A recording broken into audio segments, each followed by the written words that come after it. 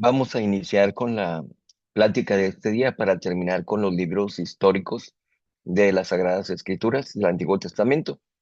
En el nombre del Padre, y del Hijo, y del Espíritu Santo. Amén. Padre nuestro que estás en los cielos, santificado sea tu nombre. Venga a nos tu reino. Hágase tu voluntad así en la tierra como en el cielo. El pan nuestro de cada día, dánoslo hoy. Perdónanos nuestras deudas, así como nosotros perdonamos a nuestros deudores, y no nos dejes caer en la tentación, mas líbranos del mal. Amén. Dios te salve María, llena eres de gracia, el Señor es contigo. Bendita tú eres entre todas las mujeres, y bendito es el fruto de tu vientre, Jesús. Santa María, Madre de Dios, ruega por nosotros pecadores, ahora y en la hora de nuestra muerte. Amén. Gloria al Padre, y al Hijo, y al Espíritu Santo, como era en un principio, ahora y siempre, por los siglos de los siglos. Amén. Sagrado corazón de Jesús, en vos confío. Oh dulce corazón de María, sé la salvación del alma mía. Señor San José, ruega por nosotros. En el nombre del Padre, y del Hijo, y del Espíritu Santo. Amén. Bien, vamos a compartir la pantalla para que vayamos viendo la plática de este día.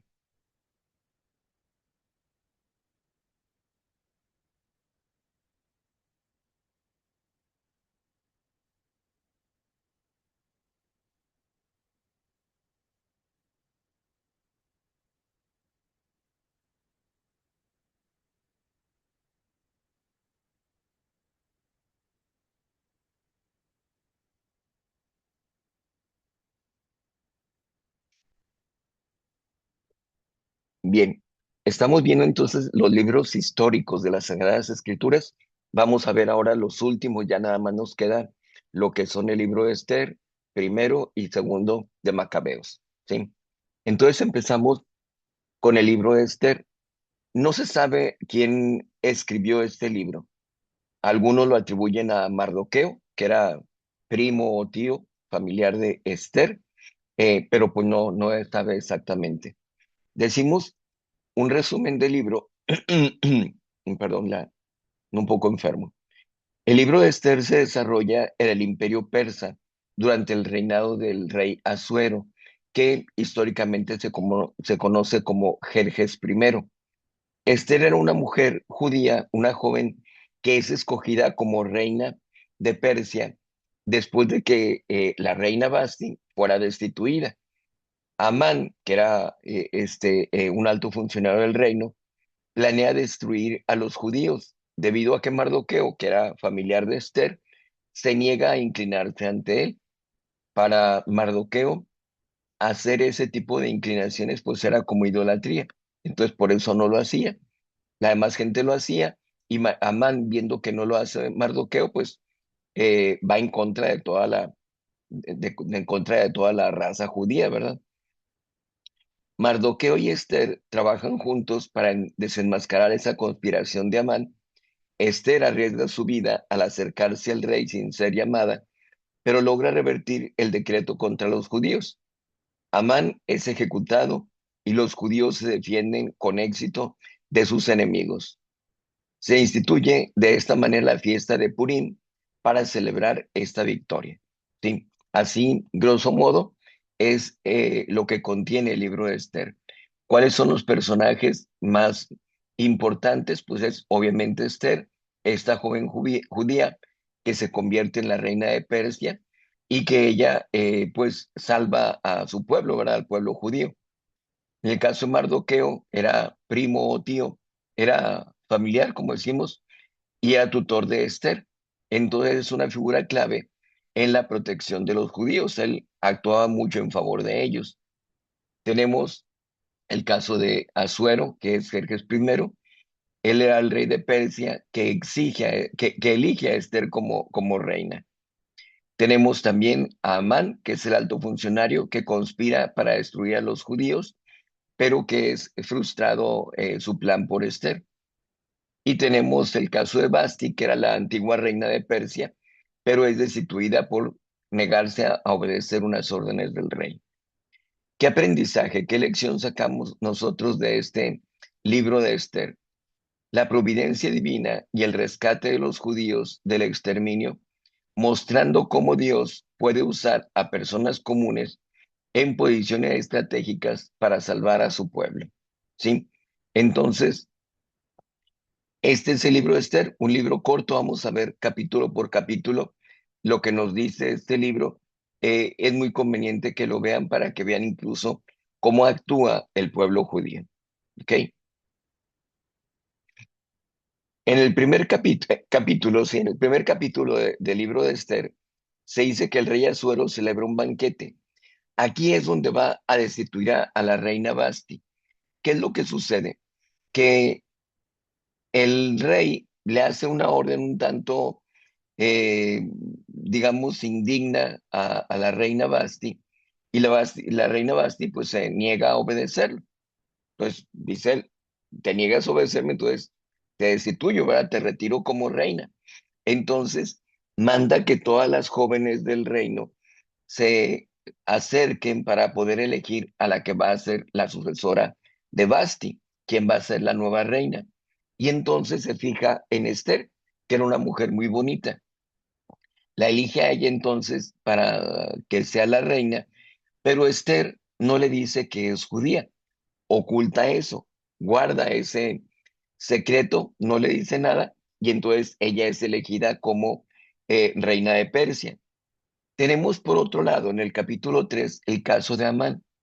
Amán era una persona de cierto cargo dentro del reinado de Persia, y él, por la molestia que tiene con Mardoqueo, de que Mardoqueo no quiere rendirle pleitesía a Amán,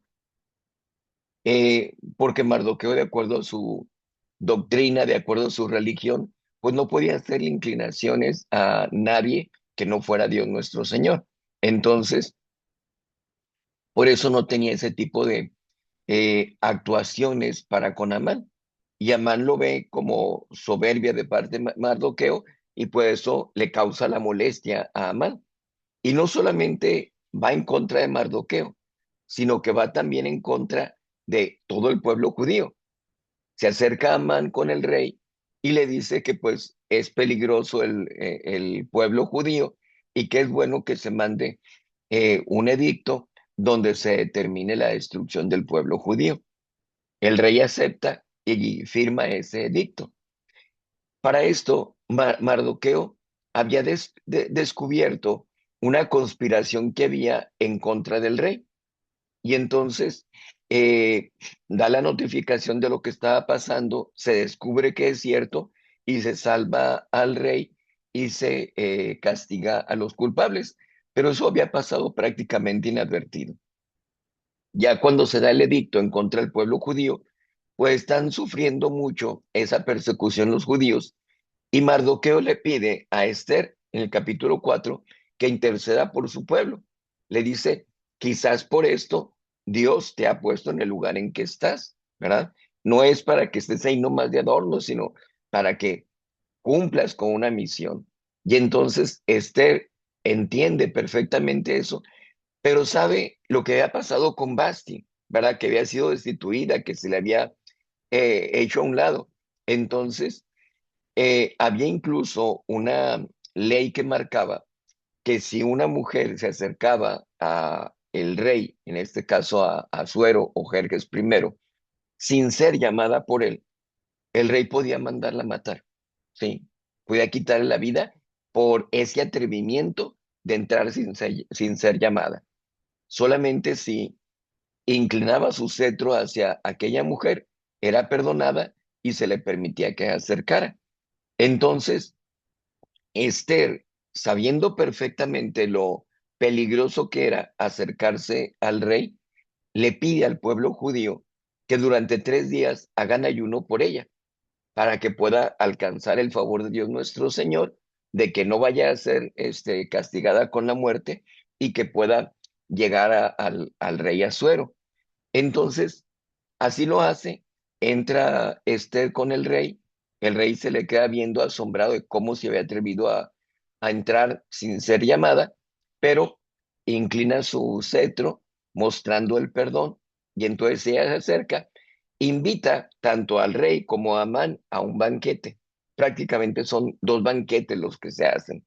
Entonces, honra al rey, queda bien con el rey Asuero, está Esther, pero en el segundo día le habla acerca precisamente de la conspiración que hay de Amán en contra del pueblo judío.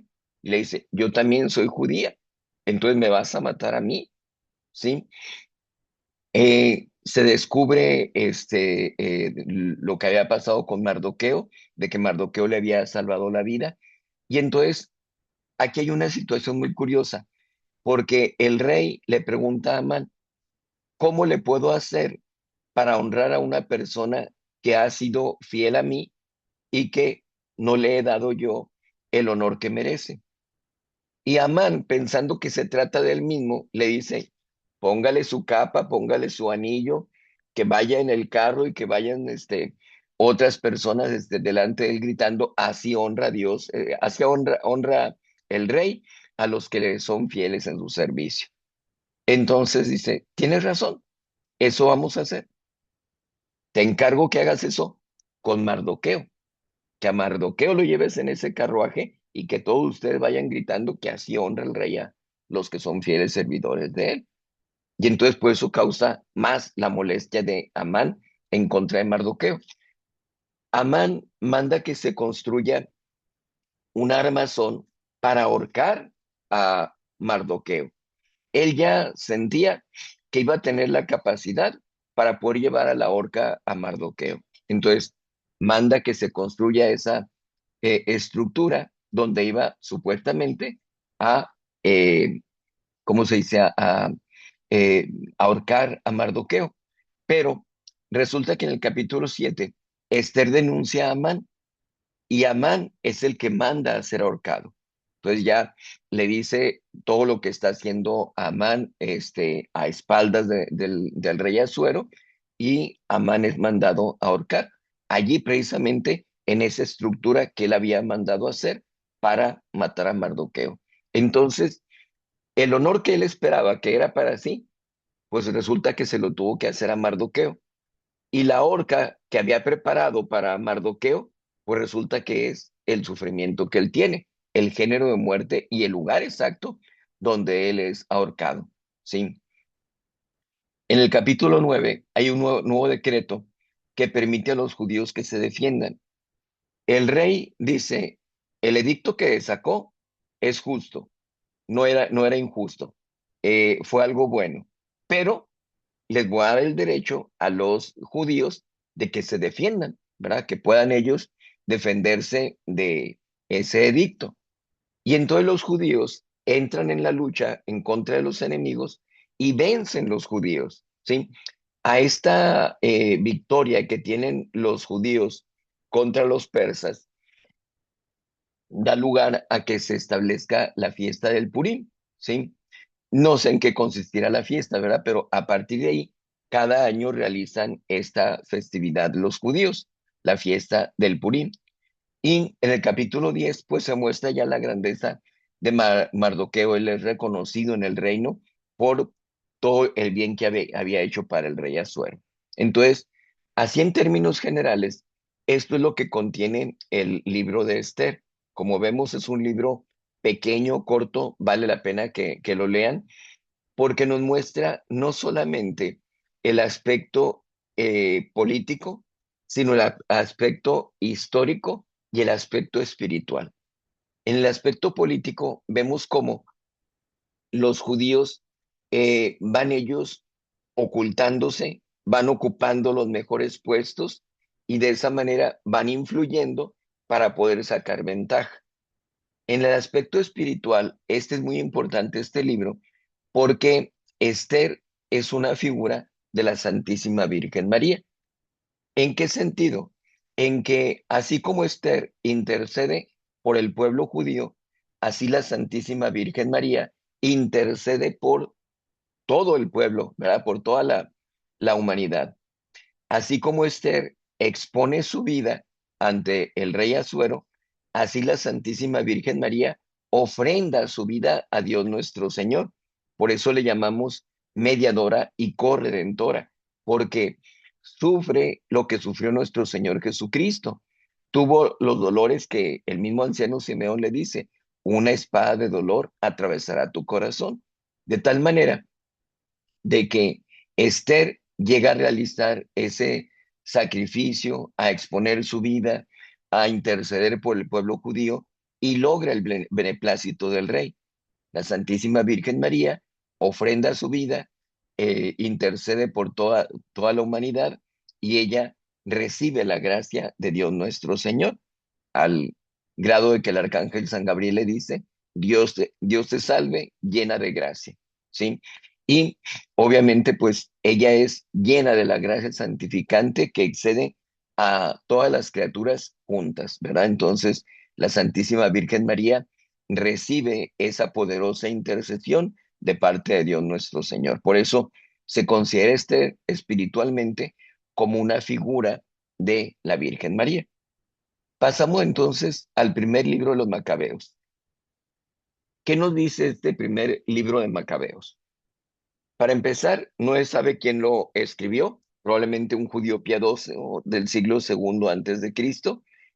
El resumen del libro dice que narra la lucha del pueblo judío contra la opresión del imperio seleucida bajo Antíoco IV Epifanes en el siglo segundo antes de Cristo.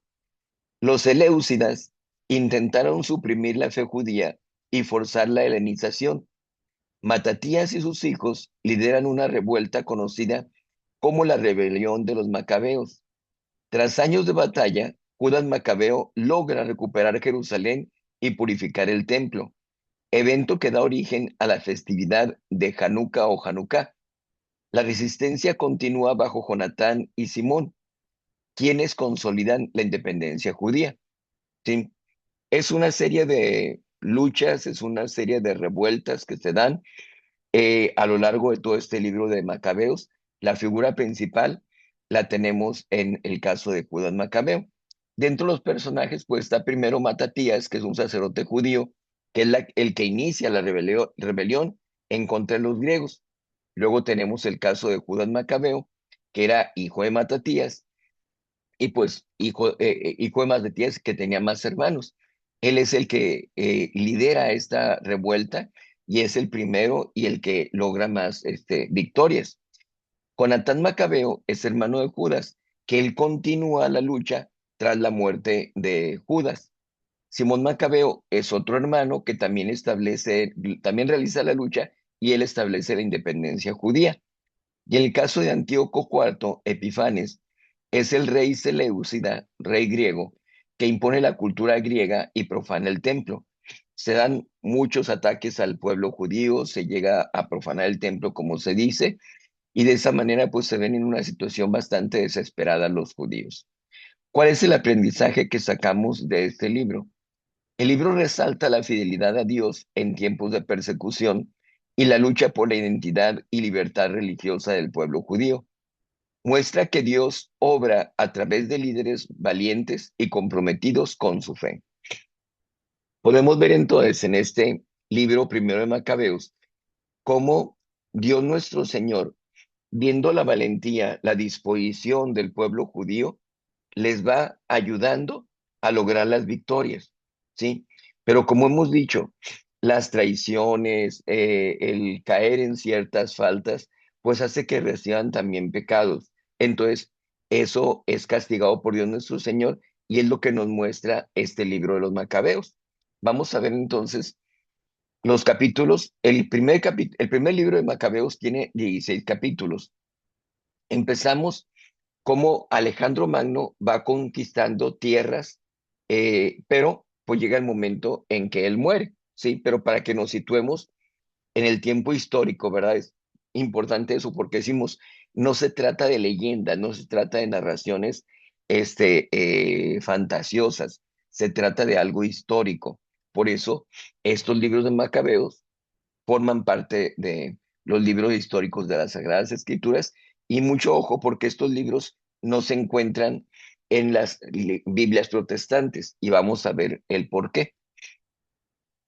Decíamos que Matatías inicia con esa revuelta en contra de los griegos, en contra de los seleucidas, Judas Macabeo entonces, viendo la muerte de su padre, pues lidera también la batalla de los judíos. Y para el capítulo 4 empieza entonces una serie de victorias de parte de Judas, al grado de que tiene la capacidad de hacer la purificación del templo. Con esa purificación del templo es entonces como se inicia con la festividad que decíamos, que es una algarabía, que es una alegría, porque pueden hacer esa purificación del templo. Eh, ya luego viene el caso en el capítulo 7 de Alcimo y Báquides, que son personas que persiguen al pueblo judío. Entonces, ya había muerto Antíoco y Felipe intenta asumir el trono, pero hay una serie de eventualidades allí que pues cada quien pretende ganar, sacar ventaja, y entonces Alcimo y Báquides se dan a la persecución en contra de los judíos. Ya para el capítulo 8 establece la alianza con Roma, siguen las luchas. En el capítulo 9 Judas muere en el combate, le sucede Jonatán, él es el que asume el liderazgo, y se siguen dando muchos conflictos políticos. Para el capítulo 12, Jonatán fortalece las alianzas, pero desgraciadamente para él pues es traicionado. Entonces le sigue Simón, quien es el que asume el cargo y libera a Jerusalén. En el capítulo 14 se da el reconocimiento oficial de Simón como sumo sacerdote. Entonces, no nada más lidera políticamente, podemos decir, al pueblo judío, sino que también se le da este nombramiento como sumo sacerdote. Para el capítulo 16, Simón y sus hijos son asesinados, ¿sí? Se da la muerte de todos ellos. Aquí vemos entonces como una gran parte del libro de Macabeos, digamos hasta el capítulo 9, Judas es el que va liderando toda esa batalla que se realiza hasta que se da su muerte. Él va alcanzando la victoria, él es el que logra la purificación del templo, y entonces eh, Jonatán, Judas muere, Jonatán le sigue y posteriormente viene Simón. Pero ya para el capítulo 16, tanto Simón como sus hijos son asesinados. ¿Qué es lo que nos enseña libro de Macabeos?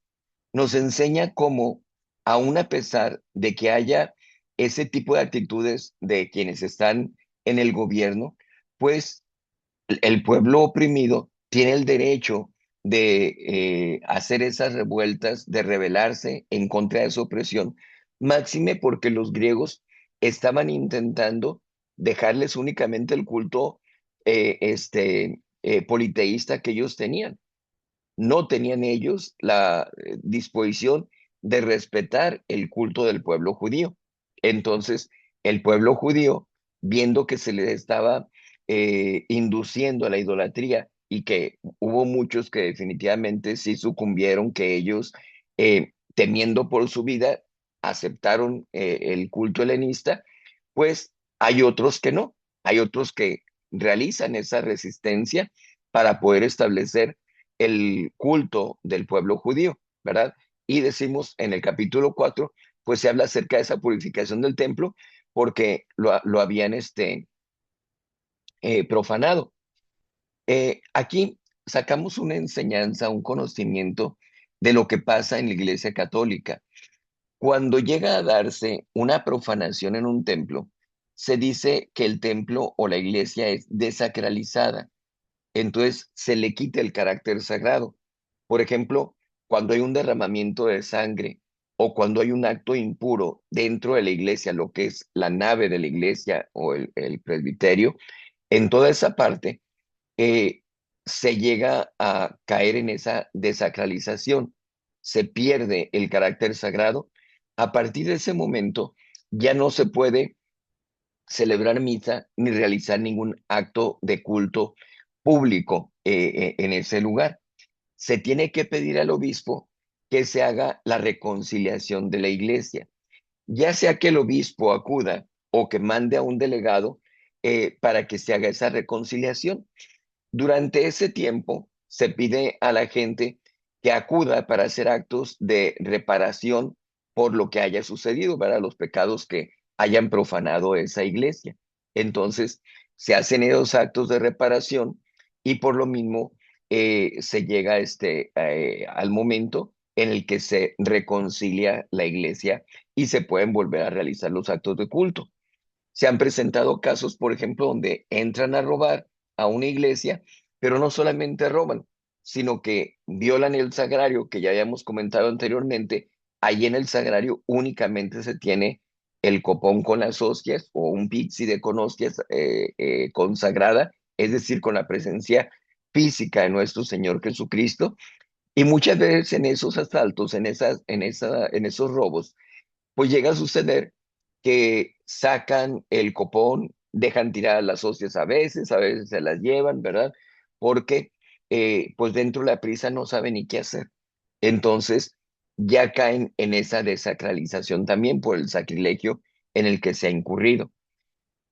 Cuando se cometen ese tipo de pecados, entonces, pues es necesario que se haga la reparación de parte de la gente y que se realice la reconciliación, es decir, que el obispo, como decimos, o un delegado sea quien acuda para poder reconciliar la iglesia, para que pueda restablecerse todo acto de culto dentro de ese lugar, ¿sí? Entonces es de las enseñanzas que recibimos dentro de este libro. Pasamos entonces al segundo libro de Macabeos. No se sabe quién lo escribió. Narra la continuación de la lucha de los Macabeos. Pero ojo, mucho de lo que se dice en el primer libro de Macabeos se dice en el segundo. Más que hablar acerca de una continuación de lo que pasaba en el primer libro, hablamos más bien de una aplicación espiritual que se da de lo que sucede en el primer libro, ¿sí? Hay algunas cosas que son continuación de la lucha de los macabeos, pero hay otras que son una repetición de lo que había sucedido, pero bajo una perspectiva diferente, ¿sí? Entonces, se le da un enfoque en los eventos relacionados con la resistencia judía bajo la opresión seleucida, es decir, de los griegos. Se describe la victoria de los macabeos, incluyendo la purificación del templo y la rededicación del altar, lo que dio origen a la festividad de Hanukkah o Hanukkah. Este libro resalta la importancia de la fidelidad a Dios, de la justicia, la vida después de la muerte y el martirio como un acto de pureza y esperanza de la resurrección. También se menciona la intervención divina en momentos clave y se presentan oraciones de intercesión por los muertos. Fíjense todo lo que nos señala este libro, porque, como decimos, este libro, al igual que el primero, no son aceptados por los protestantes. Y aquí vemos la razón de esto, porque aquí se nos habla de la resurrección, aquí no se nos habla acerca de la intercesión por los muertos, ¿verdad? Las oraciones por ellos.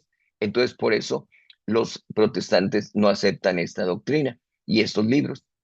¿Quiénes son los personajes que tenemos en este segundo libro de Macabeos? Tenemos el personaje de Judas Macabeo, que es el héroe principal que lidera la resistencia contra el imperio Seleucia. Como decíamos, en el primer libro ya habíamos hablado de la muerte de Judas Macabeo, pero aquí en este segundo libro vuelve a surgir esta figura porque no es una continuación, sino una perspectiva diferente del primer libro. Se habla también de Antíoco IV Epifanes, que es el rey Seleucida que persigue y oprime al pueblo judío intentando helenizarlos, es decir, intentando que prevalezca el culto politeísta que tenían los griegos. Eleazar es un sacerdote fiel que muere martirizado por no comer carne prohibida, ¿verdad? De acuerdo a la ley judía, se marcaba que había animales impuros que no podían comer, y a él, para mostrar que renegaba de su religión, que aceptaba la nueva religión, se le pide que coma carne de animal impuro y no lo hace. Por eso él es martirizado. El arcángel San Rafael aparece aquí. Es uno de los ángeles que intercede a favor de los justos. Tenemos el caso también de Nicanor, que es un general seleucida que fue derrotado por los macabeos. ¿Qué aprendizaje nos da este libro? Muestra la lucha por la fe y la justicia, destacando los sacrificios y martirios realizados por el pueblo judío para permanecer fiel a sus creencias. Destaca la intervención divina en la historia y enseña sobre la esperanza en la resurrección y la vida eterna. ¿Sí? Ese es el aprendizaje que nos da. Vemos los capítulos entonces del libro de los Macabeos.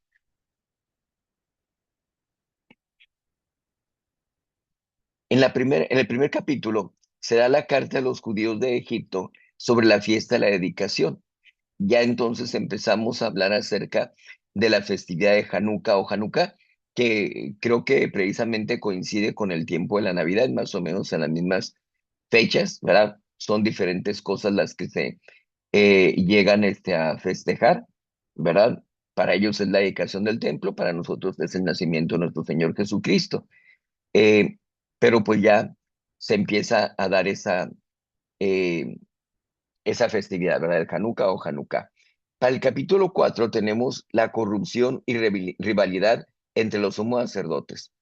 Fíjense cómo aquí podemos ver algo de lo que sucede actualmente en el modernismo, cómo desgraciadamente se presenta la corrupción entre las altas esferas de la iglesia, de la religión, cómo se presenta esa corrupción, esa rivalidad, ese estar luchando por ciertas posiciones, por ciertos dominios, ciertos cargos, etcétera.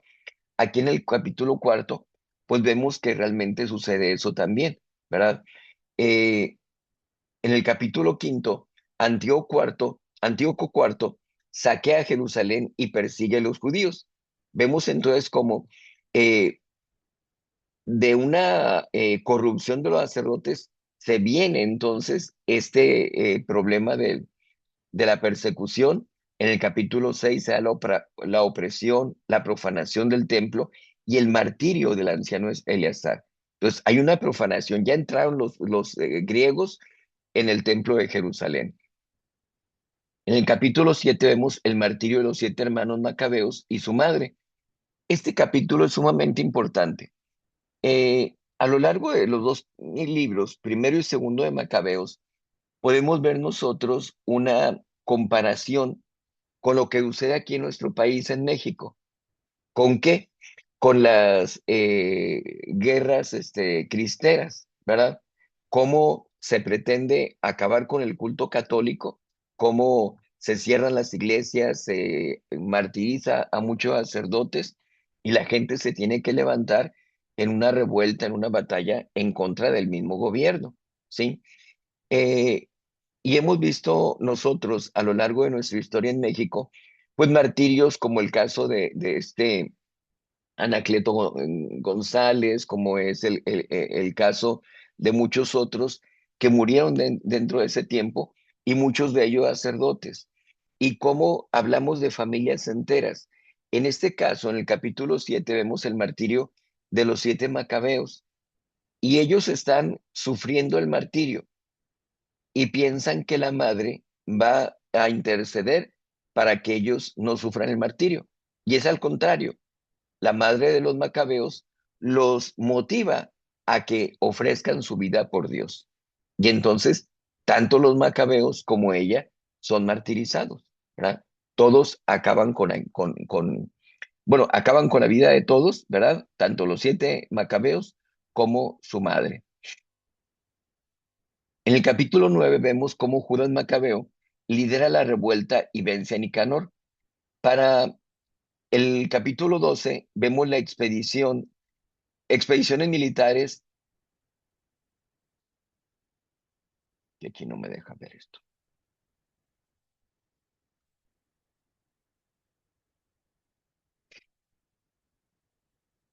Bien, aquí vemos entonces cómo para el capítulo 10 se da la purificación del templo y nuevas batallas, se da en el capítulo 11 la victoria de Judas contra Licias, y en el capítulo 12, decíamos, es cuando se dan las expediciones militares y la oración por los muertos.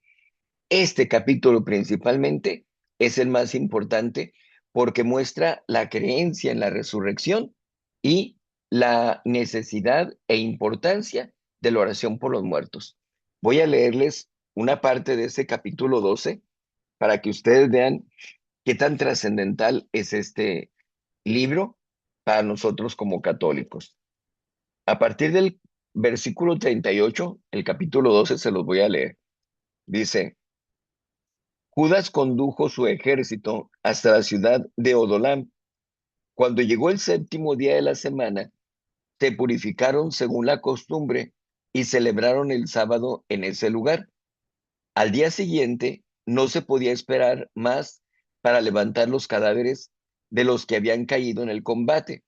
Y los hombres de Judas fueron a sepultarlos con sus parientes en las tumbas de sus padres. Y se encontraron con que bajo las túnicas de cada muerto había idolitos de jamnia, lo que está prohibido a los judíos por la ley. Todos pues comprendieron que este era el motivo por el que esos hombres habían sucumbido. Entonces bendijeron el comportamiento del Señor, justo juez, que saca a la luz las cosas ocultas, y le pidieron que el pecado cometido fuera completamente borrado. El pecado cometido por los muertos, que fuera completamente borrado, ¿sí? Para que se den cuenta. El heroico Judas animó a la asamblea a que se abstuviera de cualquier pecado, pues acababan de ver con sus propios ojos lo que había ocurrido a sus compañeros, caídos a causa de sus pecados. Luego efectuó una colecta que le permitió mandar a Jerusalén unas 2000 monedas de plata para que se ofreciese allí un sacrificio expiatorio por el pecado. Un sacrificio expiatorio por el pecado. Obviamente hablamos del Antiguo Testamento, no hablamos de una misa, no hablamos de un acto de culto como lo tenemos en la Iglesia Católica. ¿Qué era lo que se hacía en aquel entonces? Pues se ofrecían sacrificios. Entonces, él consigue esa cantidad de dinero para mandarla a Jerusalén y que de esa manera se pueda ofrecer ese sacrificio en expiación por los pecados de los que habían muerto. Y luego fíjense, dice, era un gesto muy bello y noble, motivado por el convencimiento de la resurrección. Motivado por el convencimiento, había la convicción de la resurrección. Porque si no hubiera creído que los que habían caído resucitarían, habría sido inútil y ridículo orar por los muertos. Vano y superfluo. Inútil y ridículo habría sido orar por los muertos. No tendría razón el hacer la expiación por el pueblo judío particularmente por los que murieron, porque no se hubiera alcanzado nada. Entonces, se mandan a hacer esos sacrificios porque hay la confianza, la creencia en que van a resucitar, pero para que cuando resuciten, pues ya vengan con ese pecado expiado, ¿verdad? Dice, pero él presumía que una hermosa recompensa espera a los creyentes que se acuestan en la muerte, de ahí que su inquietud fuera santa y de acuerdo con la fe. Mandó pues ofrecer el sacrificio de expiación por los muertos para que quedaran libres de sus pecados. El pecado de quedarse con esos ídolos es un pecado que cometieron en vida. Mueren y se llevan ese pecado. Entonces se realiza ese sacrificio en expiación de ese pecado que cometieron. Quiere decir que aún después de la muerte puede llegar a expiarse los pecados. Entonces, allí ya nosotros tenemos el conocimiento de que cuando celebramos una misa, cuando rezamos un responso, etcétera, estamos realmente contribuyendo a que las personas que han fallecido puedan reparar, puedan expiar pecados que hayan cometido en vida. El pecado mortal no se puede expiar, ¿verdad? Ya una vez que muere, ya es condenado. Pero, como hemos dicho anteriormente, Dios vive en un eterno presente. Dios se da cuenta de lo que va a pasar con el paso del tiempo. Y entonces Él puede decir, estás muriendo en pecado mortal, pero tus familiares, tus amigos van a hacer todos esos actos, van a rezar estos rosarios, van a realizar estas penitencias, van a pedir todas estas misas por ti. Te voy a dar la oportunidad de que en este último momento tengas la gracia del arrepentimiento. Y entonces la persona se arrepiente y no se va al cielo, ¿verdad? Pero sí se va al purgatorio. Entonces, por esa razón, cuando una persona muere, no solamente es conveniente, sino es necesario y es imprescindible para nosotros como católicos que recemos por los muertos, para que ellos puedan merecer su entrada en el reino de los cielos. Entonces, fíjense cómo aquí en este caso no decimos que aquellos judíos habían realizado un culto idolátrico, lo cual hubiera sido para nosotros visto como un pecado mortal, sino habían, se habían quedado con lo que podemos llamar, este, ¿cómo se le llama? eh, Como despojos de guerra, ¿verdad? Entonces, se quedan con esos despojos, pero dentro de los despojos con los que se quedan, pues se quedan con esos idolitos. Y ahí es donde está el problema, porque están tomando algo que estaba prohibido por Dios nuestro Señor. Entonces, esos pecados que ellos cometieron son la causa de su muerte. Y al momento de querer sepultarlos es cuando se dan cuenta entre sus ropas que allí estaban esos idolitos. Y ya es, entonces por eso murieron. Dios los castiga con la muerte por haber cometido esos pecados. Y entonces Judas es el que manda, perdón, es el que manda que se realicen aquellos sacrificios por expiación de los pecados de aquellas personas. Entonces, de esa manera, podemos ver cómo es correcta nuestra creencia en la resurrección y en el rezar por los muertos, ¿sí? Que si decimos se reza por los muertos para que ellos expíen sus pecados, pues ¿en dónde están entonces?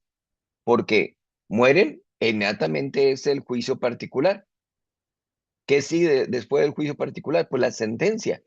Pero entonces se realizan esos sacrificios por ellos, en lo que se van reparando esos pecados por ellos. ¿En dónde están? Pues están en el purgatorio. Se van eliminando esos pecados hasta que se suprimen por completo, se hace la expiación absoluta de esos pecados, se purifican sus almas y se pueden ir al cielo, ¿sí? Entonces decimos, es la doctrina que nosotros tenemos como católicos y que desgraciadamente en el caso de los protestantes, pues ellos no la aceptan, ¿verdad? Por eso, más fácil para ellos, pues quitamos estos libros. Ellos dicen, el pueblo judío no tiene estos libros tampoco. Es cierto, pero hay que tomar en cuenta que los judíos no habían encontrado estos libros anteriormente.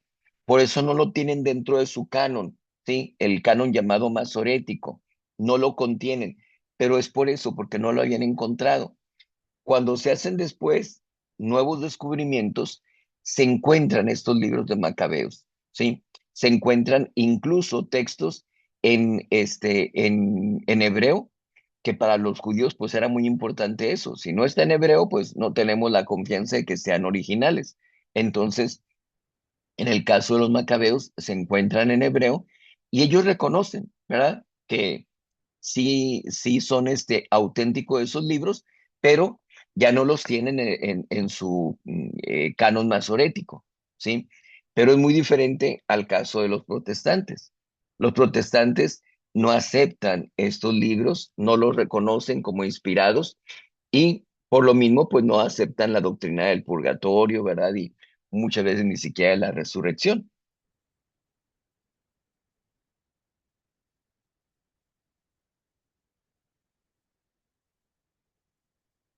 Antíoco V, en el capítulo 13, intenta dominar Jerusalén, ¿sí? Eh, Nuevamente emprende la lucha en contra de ellos y conspira en contra de Judas Macabeo para que pueda de esa manera alcanzar la victoria. Y el segundo libro de Macabeos, pues, eh, termina con la derrota que le inflige Judas a Nicanor y de esa manera se logra la victoria del pueblo judío. Por eso decimos, estos actos, estas acciones llevan al pueblo judío a realizar la festividad del Hanukkah o Hanukkah, y que, como decíamos, coincide con el tiempo de la natividad de nuestro Señor Jesucristo, que nada tiene que ver una cosa con la otra, ¿verdad? Repetimos, ni la Iglesia Católica sacó de allí de los judíos esta festividad, ni los judíos la colocan por la Iglesia Católica, nada que ver, ni es la misma razón, son razones completamente distintas, pero coinciden más o menos en las fechas. Recordamos que el pueblo judío tiene, ¿cómo se llama? Tiene el calendario lunar, no tiene el calendario gregoriano como nosotros. Entonces, por esa razón, pues son diferentes las razones, las causas de estas festividades, ¿sí? Entonces, de esa manera terminamos con el libro de los Macabeos, el segundo libro, y terminamos ya con todos los libros históricos del Antiguo Testamento, ¿sí? Ya para la próxima ocasión pasamos a otros libros. Ya por lo pronto con esto terminamos con los libros históricos para que me hagan el favor de darle una repasada a todos los libros que hemos visto hasta el momento, empezando desde el Génesis hasta el segundo libro de los Macabeos, y ya posteriormente hacemos una recapitulación y nos encontramos ya con los otros libros que continúan. Por lo pronto terminamos con esta clase. Voy a dejárselas grabadas para que la vean, porque ya empezamos con todas las actividades en las tardes de las posadas y todo eso, entonces, para que no se pierdan la clase, y como es una clase corta, ¿verdad? Porque ya nos faltaban nada más estos tres libros históricos, pues será conveniente dejarles esta grabación, ¿verdad? Entonces, aquí se las paso yo más al rato para que puedan tenerla y puedan dar el repaso a todos los libros históricos. Terminamos con una oración. En el nombre del Padre y del Hijo y del Espíritu Santo. Amén. Dios te salve María, llena eres de gracia, el Señor es contigo. Bendita tú eres entre todas las mujeres, y bendito es el fruto de tu vientre, Jesús. Santa María, Madre de Dios, ruega por nosotros pecadores, ahora y en la hora de nuestra muerte. Amén. Gloria al Padre y al Hijo y al Espíritu Santo, como era en un principio, ahora y siempre, por los siglos de los siglos. Amén. Ave María Purísima, sin pecado original concebida. En el nombre del Padre y del Hijo y del Espíritu Santo. Amén.